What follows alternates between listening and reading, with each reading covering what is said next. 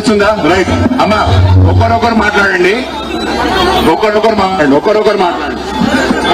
మీ పేరేంటి? మాధవి సార్. మాధవి, ఈ ఇల్లు చెన్నైలో అయింది.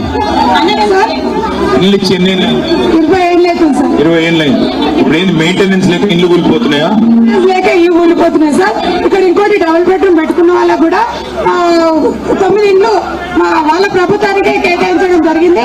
మిగతా వాళ్ళందరూ మీరు మా ప్రభుత్వం చెందిన వాళ్ళు కాదు, మీరు మాకు ఓటు వేయలేదని నిర్ణయించడం, ఆఫీసులకి దాన్ని తరిమేయడం కూడా జరిగింది సార్. ఇప్పుడు ఇక్కడ ఎంతమంది ఉన్నారు? 200 ఇల్లు.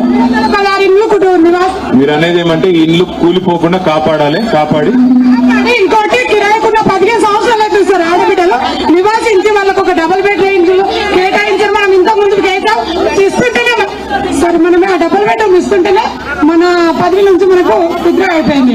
నేను ఇక్కడ అప్పటి నుంచి చేస్తున్నా. మన నాగరాజన్న ఇప్పుడు మూసీలో మీ పోతలు మూత పోతున్నా సార్. ఒక మూలకి వెళ్ళిపోతున్నాయా? ఆ మూలకి పోతుంది కాబట్టి మొత్తం తీసేస్తామంటుందా?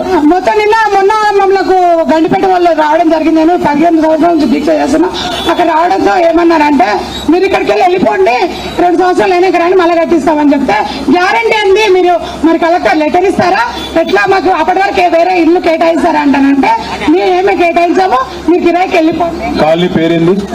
గంధం కూడా రాజీవ్ గృహకల్ప.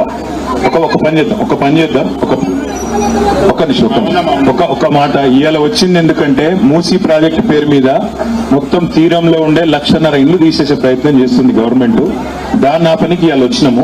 మీ దానిలో కూడా ఏవైతే ఇల్లు పోతున్నాయో, మీ దానిలో కూడా ఏవైతే ఇల్లు కూలిపోతున్నాయో వాటి విషయంలో కూడా మేము ఖచ్చితంగా 16 నుంచి అసెంబ్లీ స్టార్ట్ అవుతుంది. అందులో ప్రభుత్వాన్ని అడుగుతాం. ఒకవేళ దెబ్బని ఈ ప్రభుత్వం చేయకపోతే 2 ఏళ్లలో మన ప్రభుత్వం వస్తుంది, వచ్చినాక చేయించే బాధ్యత. కానీ ఒక రిక్వెస్ట్, ఇవాళ వాళ్ళది కూలిపోతుందని మనం పట్టించుకోకపోతే రేపు మీరు కూడా కూలిపోతుంది. అందుకే వాళ్ళందరికీ అండగా మనందరం ఉందాం. అందుకే వాళ్ళతో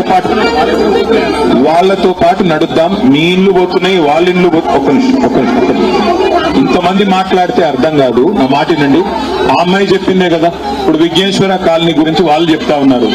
ఇక్కడ నుంచి అక్కడ ముంగట एक मिनट आप ही के लिए आए हम लोग, आप ही की तकलीफ देखने, आप ही के मसाइल देखने हम लोग यहाँ पे आए.